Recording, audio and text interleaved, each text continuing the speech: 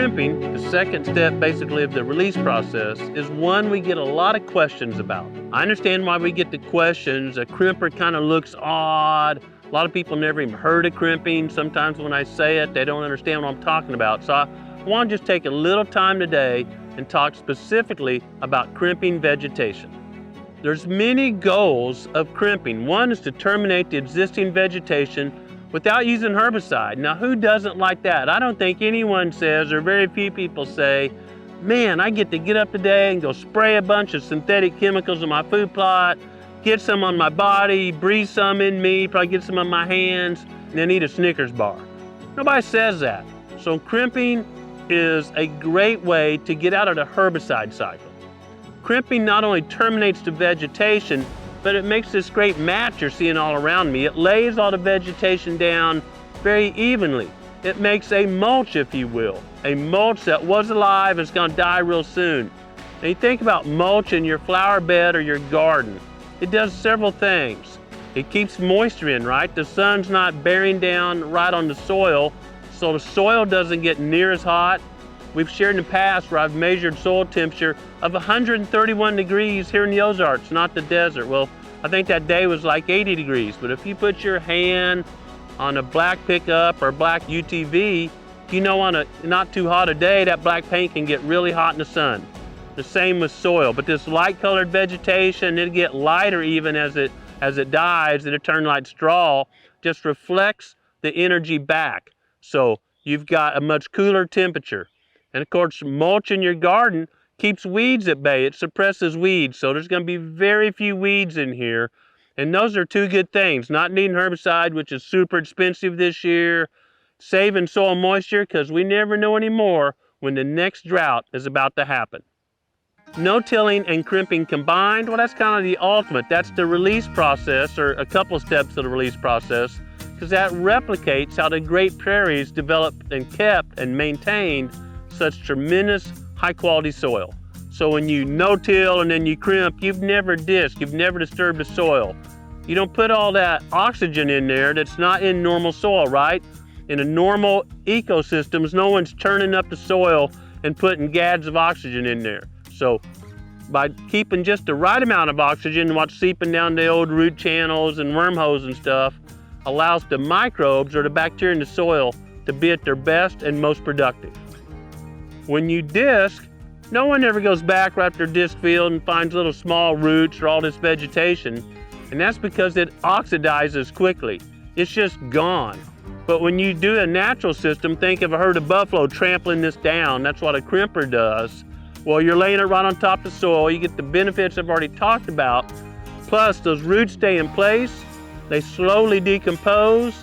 And as they're decomposing, the new crop is going down those same root channels because the successful root found moisture and nutrients. So you're really increasing the new crop's chances of success.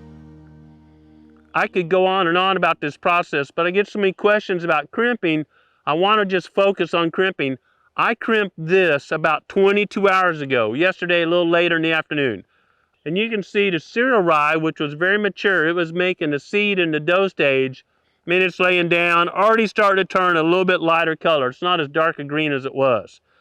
But you can see on the crimson clover, some of those seed heads are sticking up. Those seed heads weren't quite to the dough stage, that the flowers weren't making seed. Now, 90% of the plant's laying down, it's gonna die, but those seed heads, they all stuck up reaching for the sun. A healthy living plant is always going to reach for the sun. You've seen a crooked tree coming out of a bluff or something like that, or on a side slope. It's always going straight up, reaching for the sun. And I'm okay with that. It's not going to be enough interference with the sun's energy to compete with my new crop. The new crop's going to be able to fully photosynthesize. It's going to keep the clover alive a little bit. I see some right in front of me. That's still high quality browse, so I haven't cleaned the table. I've got my new crop planted. It's probably down there. It's warming up now. It's already starting to germinate. Inside the seed, you're not going to see it on the outside. But while we're waiting on that, I've got food still here. Deer and turkey, other critters still coming here to eat. If you've disked, you've cleaned that table for a couple of weeks minimum, and you basically said to your critters, hey, I don't love you, and I want you to go on my neighbor's land and eat. Now, we're all kind of selfish. No one's saying, I hope that big 10-pointer goes over on my neighbor's land. I sure hope he kills that thing. No one is saying that. We all want the deer to stay here, at least have a shot at them. Just being honest. I haven't cleaned the table. I've done all those other benefits to the soil, and I did it without the use of herbicide, and I significantly reduced, or in my case, eliminated the need for fertilizer. This slowly decomposing vegetation on top is the perfect slow release fertilizer. Now my soils, I've done this a few rotations, and my soils get better and better. And I know from soil tests, man, my soils don't need any fertilizer. Imagine not paying for fertilizer this year when it's about twice the cost of last year. And you see all these crimson clover flowers sticking up, that's a legume. A good stand of it will produce 100, maybe even 200 pounds of nitrogen per acre. Now it's not all available right off the bat, and that's a good thing, so it doesn't leach in the soil and become a pollution. A little bit's available now. It gets hot and humid or it rains. Those are great growing conditions for a plant. The new crop is growing more actively, and this duff, this mulch, is breaking down faster. If it's dry and the plants aren't growing, you know what happens to a bale of hay in dry storage? It just sits there, it doesn't break down, or it breaks down super slowly. So if it's dry and my new crop's not growing, this mulch is not releasing those nutrients, or barely releasing them, and that means it's the perfect slow release fertilizer. It's timed exactly when the plants are growing actively. This is breaking down faster, providing more nutrients for the plants. When the plants aren't growing due to drought or maybe cold or whatever happens, this is not breaking down, saving those nutrients for that next active growing period. Growing Deer is brought to you by Bass Pro Shops and Cabela's. Also by Green Cover Food Plots, Winchester, Lacrosse Footwear, Moultrie Mobile, Fleet Outdoor Apparel, Morel Targets, RTP Outdoors, Fourth Arrow, Hunt Stand, Scorpion Venom Archery, Case IH Tractors, Ward Laboratories, Burris Optics, National Land Realty, G5 Broadheads, Prime Bows, and Redneck Hunting Blinds. Last thing I want to share today, and I had this email this morning, hey, can I use a sickle bar instead of a crimper? Or can I use a flail mower than a crimper? I saw somebody on the internet said don't buy a crimper, get a flail mower. Can I use a flat roller instead of a crimper? The answer is really simple, no, no, and no. But I'm not just being mean, let me explain why. Now, if you mow your yard, and then you don't mow it for a couple of days, you're not spraying all kinds of weed and feed on there, which is, by the way, just polluting someone else's well or creek somewhere. You're just got a natural yard like I do. You don't spray it. I've been mowing my yard for 20 years. If I let it get 8 inches tall, there's a bunch of weeds in there. Mowing does not kill weeds. People have had a clover crop for a couple of years know that mowing doesn't kill weeds. Mowing this will kill maybe the cereal rye, maybe if it's really ultra mature, those seeds are about to go from the dough stage to being viable. You got to time it just right. The timing window for crimping is much wider. Mowing certainly would not have killed this clover, right? It would have set it back, but it would probably come on a little bit more. Mowing doesn't kill a bunch of weeds. You mow and you mow and you mow and more weeds pop up. So mowing with a flail mower or a sickle bar or whatever isn't going to kill all the weeds. And mowing never leaves this mulch just perfectly spread out just like this. If you use a rotary mower like a brush hog, it throws it one way or a little narrow circle. If you use a flail mower, you cut everything real short.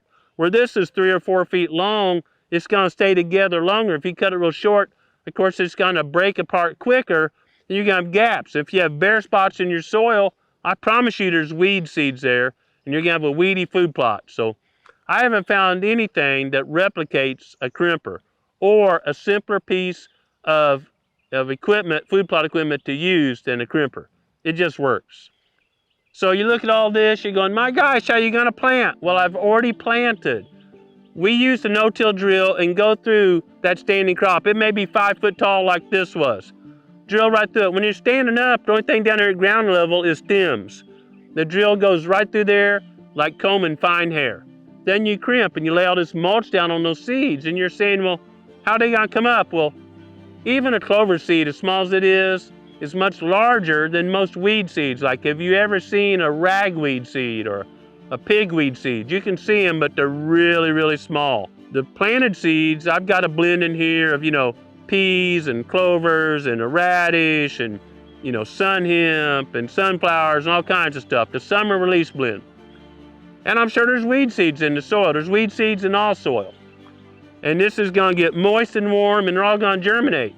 But those larger seeds have more what I call onboard energy. They have more energy in their endosperm, the center part of the seed. So they're going to germinate, weave through that. They're always going up, reaching for the sun. And they're going to get some sun, photosynthesize, and make it. That little bitty ragweed seed or pigweed seed or mare's tail seed, it's probably not going to make it up through. It's going to get moist and warm and germinate. It's reaching for the sun, but until it photosynthesizes, even if it's got a root in the ground, it's not going to make any more energy.